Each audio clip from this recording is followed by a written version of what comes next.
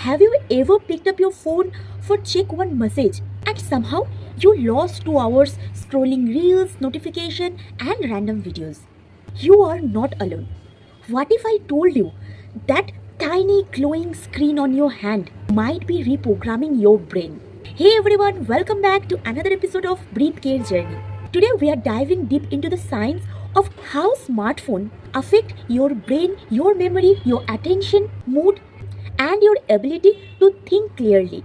And trust me, today what you will learn will change how you look at your smartphone for forever. So let's start the video. Let's start to knowing how these devices hack your brain reward system. Every time when you get a like, a notification or some messages, your brain releases a chemical which called dopamine.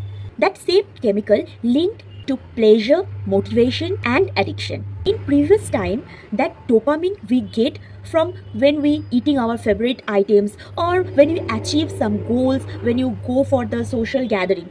But nowadays, that same dopamine hits our brain when we are seeing some notification. Neuroscientists from Harvard and Stanford, they shown that smartphone users activates same brain region as gambling and drug addiction. And that's why you feel restlessness when you can't use your phone. Literally, that time you are going through withdrawal symptoms. Have you ever noticed you open a book and find yourself for reaching your phone after 2 pages? That's not a distraction, it's rewiring. According to a study by Microsoft, the human average attention span has dropped out. In 2000, it was 12 seconds. From 12 seconds, it came just 8 seconds in 2024. Shorter than a goldfish. When your brain continuously switching from this message to this message, this app to this app and all of notification, that time something happens in your brain that called continuous partial attention. Means you are alert but not focused. And here's the scary part. Always your brain start cravings for distraction. Silence and stillness become very discomfort for you.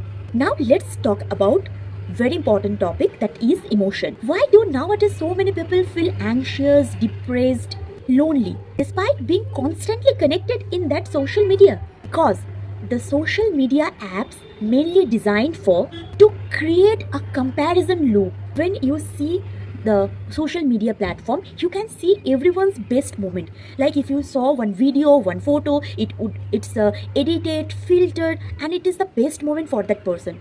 And that time something happens your brain and you feel, why I am not getting this life, why my life is not like that person, I can also live like this. A study from a renowned university found that if a person limit their social media activity 30 minutes a day, so significantly you can reduce anxiety, loneliness, depression and FOMO. Your brain's emotional centers are triggered by these highs and lows of social media interaction. Over the time, this can dull your ability to find the joy in real life things. Can you tell me, when was the last time you laughed without recording it, or else you spend the time with your favorite ones? It would be your friend, family or the near ones. That's the emotional cost of constant connection. Now let's talk about the biology. MRI studies found heavy smartphone users show changes in the gray matter of their brain, that same area linked to memory and cognitive function. The hippocampus, your memory center, becomes less active because you outsource memory to your phone. Why remember birthdays or directions when your phone does it for you? This phenomena called digital amnesia means you remember where to find the information but not the information itself. Even more worrying, constant blue light exposure, especially at night, disrupts melatonin production, messing with your sleep cycle, which is vital for your memory and brain repair. Now the question, can we reverse the damage? Yes, you can reverse this damage because our brain is like a plastic. That means you can rewire and heal our brain. Here I will share you 5 evidence-based ways to protect and repair your brain from smartphone overloaded. First one is set a phone free zone. Means while you are going for sleep or during the meal, there should not be phone. Give your brain downtime.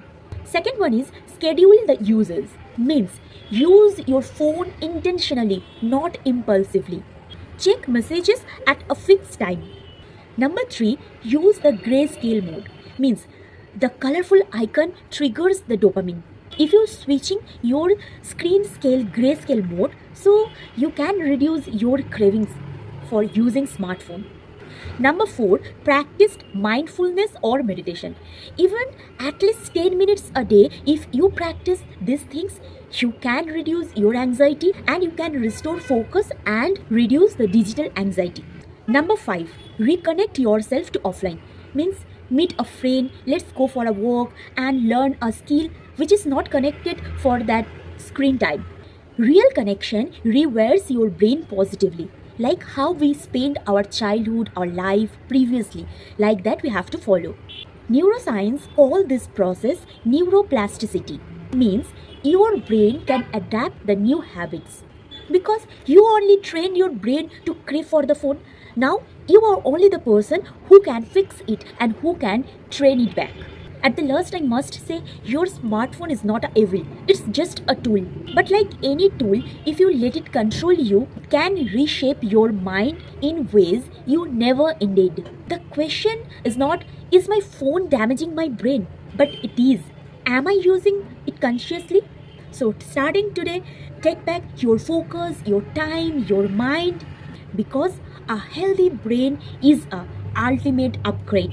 So if you like something useful in this video, don't forget to like, comment and subscribe and start a new journey where your smartphone will not control you. You control your smartphone. So wisely act and stay healthy, stay happy.